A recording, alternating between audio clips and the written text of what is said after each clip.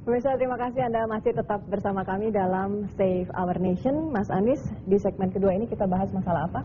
Jadi gini, kalau kita tadi lihat dari perspektif pejabatnya, sekarang kita coba lihat dari perspektif partnernya secara lebih jauh dari sisi pengusaha yang mau tidak mau dalam sebuah sistem yang mereka harus secara inisiatif sendiri atau kompromi terlibat dalam proses ini. Tapi sebelumnya kita lihat dulu tayangan berikut ini.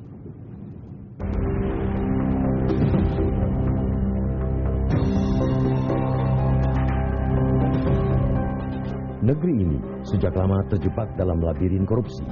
Korupsi mulai muncul menggerogoti saat pemerintah Belanda memberlakukan politik etis. Sebagai bentuk balas budi, Ratu Wilhelmina menyerukan agar warga pribumi diberi peluang untuk menjadi ambtenar atau pegawai pemerintah Hindia Belanda dengan kewenangan terbatas. Keterlibatan ambtenar pribumi terutama dalam bidang irigasi, emigrasi, dan pendidikan dalam batas tertentu dapat memuluskan kepentingan kaum usahawan. Istilah sogok dan suap pun mulai hadir. Di awal kemerdekaan, korupsi sempat menghilang karena tertutup oleh perasaan bersama atas tegaknya nasionalisme dan kebangsaan yang kuat.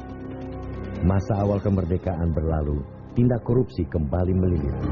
Beberapa pejabat negeri setingkat menteri ditengarai menyalahgunakan kewenangannya untuk memperkaya diri sendiri. Atas upaya yang berani dari Surat Kabar Indonesia Raya membongkar dugaan korupsi pejabat, koran ini pun harus turun panggung karena dibredel oleh pemerintah. Orde Baru datang tak menyurutkan tindak korupsi. Bahkan di era ini korupsi mengguna.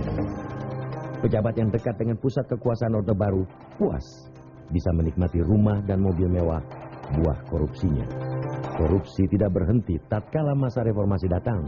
Lembaga anti korupsi yang terbentuk pada masa reformasi ini serta kuatnya peran masyarakat dalam memberantas korupsi seakan tidak mampu melepaskan dari lilitan gurita korupsi.